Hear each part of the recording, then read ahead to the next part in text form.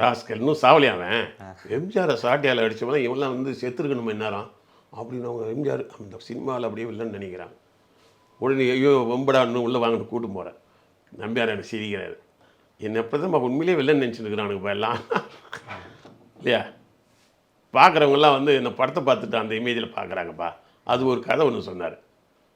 எங்கள் வீட்டு பிள்ளை இருக்குல்ல, அந்த படம் வந்து பார்க்குறதுக்கு நல்லா இருக்குன்னு சொல்லிட்டு இவர் ஒய்ஃபை கூப்பிட்டுட்டு அவங்க ஒய்ஃபு நம்பியார் ஒய்ஃபு படமாக வர மாட்டாங்களாம். கூட்டு போய் உட்காந்து ஒரு இது வச்சுக்கிட்டாராம், துண்டெல்லாம் கட்டிக்கிட்டு தெரியாமல் மாறுவேஷம் மாதிரி உட்காந்துட்டு படம் பார்த்தாராம்.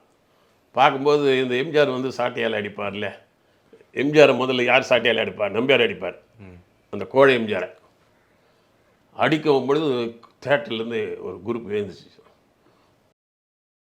நீ வெளியில் வா ஒன்று போடுற அப்படின்னு போய் அந்த இது இருக்கு இல்லையா, ஸ்க்ரீன்லாம் போய் தூக்கி அடிக்கிறாங்களாம். சேருக்கெல்லாம் ஒரு மாதிரி ஆகலாம். தலைவர் மேலேயே கை வச்சிட்டியா நீ மாமனா நீ அப்படி இப்படின்னு.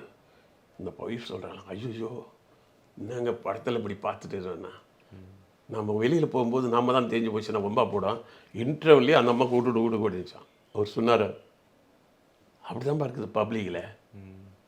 நான் கெட்டவனை நினைக்கிறதுனால அப்படி தான் நினைக்கிறாங்க.